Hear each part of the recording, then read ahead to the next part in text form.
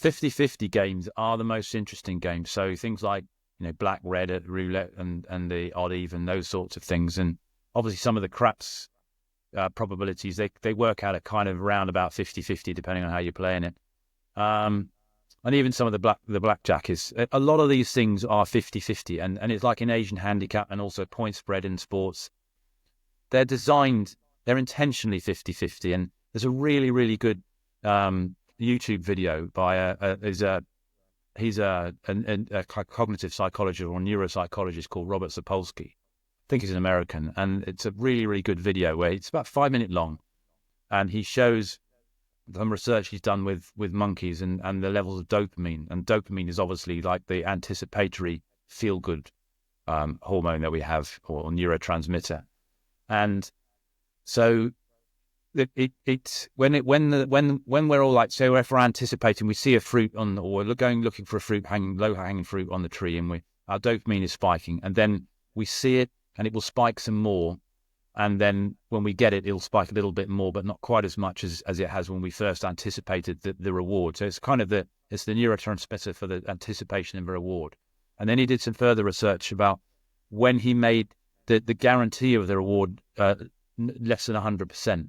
And what he found was when there was no chance of getting a reward, the dopamine was pretty minimal. And when it was 100% chance, it was, again, not so big. And the way to maximize the dopamine spikes, or the transmitter that's regulating and anticipation, was when it's 50-50. And that is the nature of so many games in casino and also sports betting markets. And they're intentionally designed that.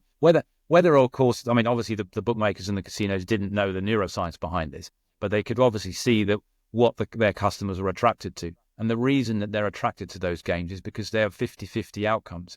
And that's when you get the maximum spike in the neurotransmitter called dopamine.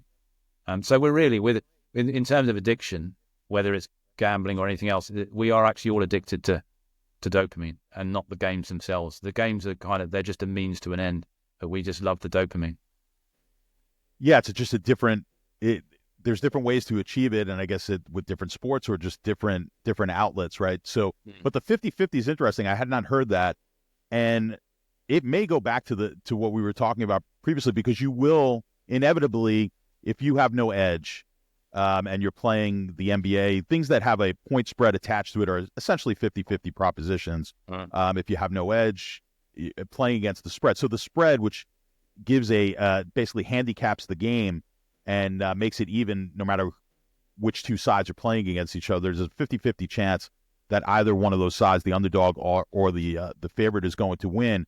I think that you're right. It kind of plays into that, because no matter how good or bad you are, going back to the coin flip analogy, you're going to win 10, 15. If you play long enough, you're going to win like 10 or 15 games in a row. And you're always going to remember that time that you went on that 10 or 15 game losing. Now, you're also going to lose 10 or 15 games in a row, right? It's just inevitable if you don't have an edge. And even if you did have an edge of, let's say you could pick 50-50 propositions 55% of the time, you're still going to have those runs where you're going to it's just inevitable. I don't care what your edge is. You're going to have those long losing runs as well as long winning runs. But I think that it potentially keeps it in your head where it keeps you coming back. It's the thing in golf where on the 18th hole, you play terrible 17 holes, you play a good 18th hole, and that's what keeps you coming back.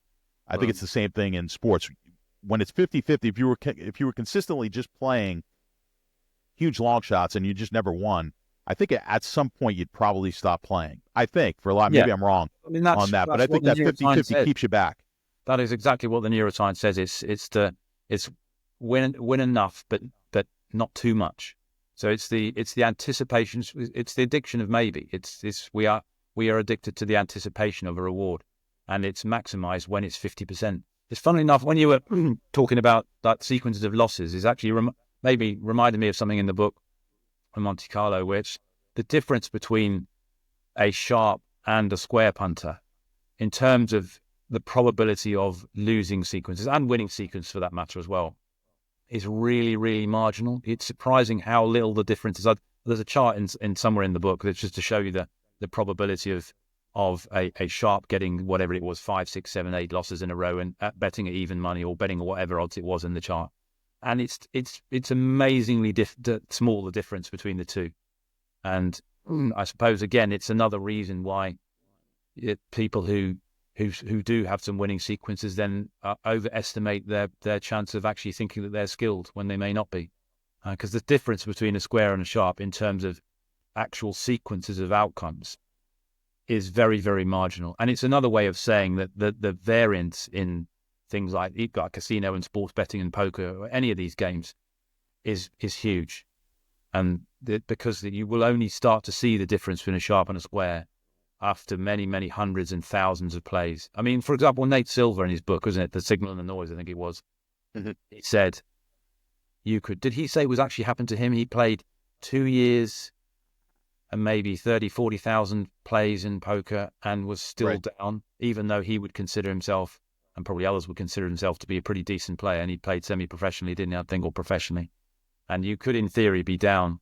And like my own wisdom of the crowd, that the record that I've shown, it's had sequences of thousands and thousands of bets that are actually on a drawdown before it recovers over time. So the question is, are you prepared as a bettor to be able to last those losing runs, or are you going to start going full tilt and chasing losses and so on, which is, of course, is the worst thing you can do.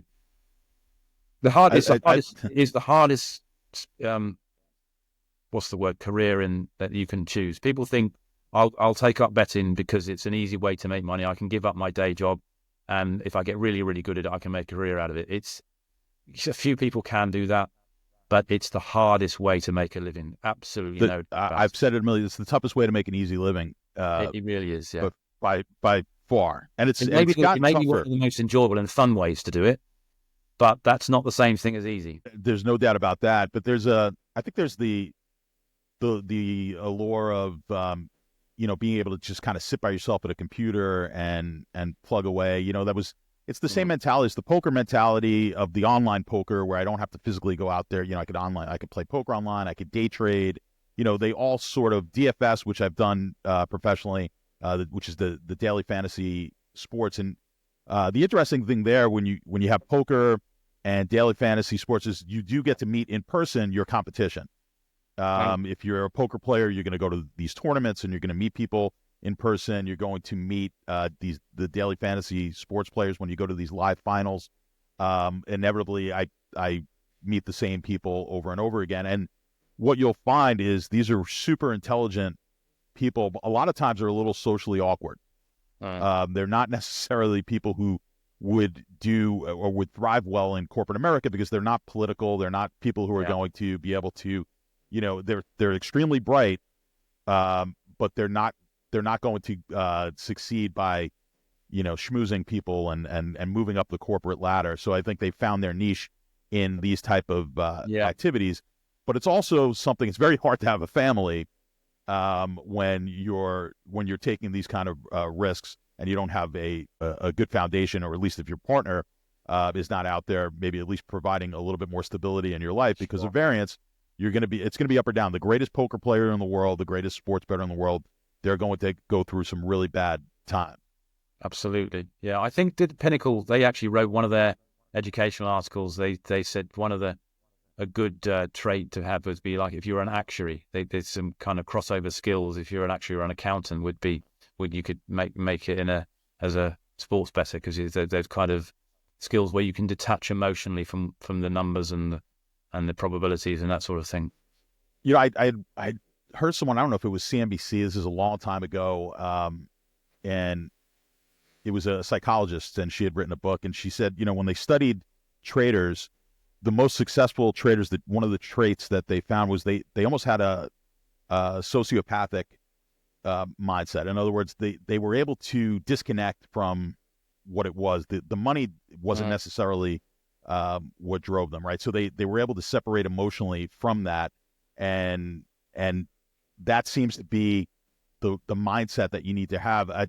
You don't need to be a sociopath, but you need to somehow be able to just kind of strictly play it. If you are going to be a professional, the wins and losses. I know a lot of professionals who don't even watch the games because they just don't want to get caught up in the emotion. To them, the work was done when they were building their models and they were placing their bets and getting the money down. That's a whole different aspect, as we kind of alluded to. Just getting the money down is part of the game. The bets themselves, Saturday and Sunday during college football, during the EPL or whatever it is, they don't even want to watch the game. Like, that's their time that they're going to relax a little bit. They put their work in on Monday through Friday to get to that point. So I always thought that was interesting, is to try to train yourself. And it's easier said than done to kind of detach yourself from the money, because you never want to get too low and you never want to get too high, because I think that leads to bad decision making. Yeah, absolutely.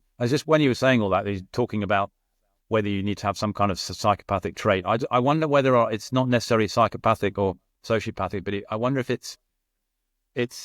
there's a greater propensity of successful sports bettors that might also be found to be on the autistic spectrum line. So I don't know of any study that's been done, but it would be something that would be really, really interesting, because I guess, I probably somewhere on the spectrum, and I know of others who follow on Twitter that almost or have declared that they are, and probably are as well. And I just wonder whether that it's kind of the mindset that it disposes itself to being a more successful bettor, because you're more focused on the actual mathematics and less on the emotions of the gameplay and the outcomes. And it may be that it'd be a great study to do. I don't know if it's been done, but it would be really quite a fascinating thing for someone to do. I mean, in fact, to be honest, even me saying that it'd be fascinating probably gives the game away that I'm probably on the spectrum by thinking that this is it. No, I mean, strictly from an anecdotal standpoint, and someone who's played a lot of poker, and then like I said, in the DFS world, I think that's 100% accurate from my experience.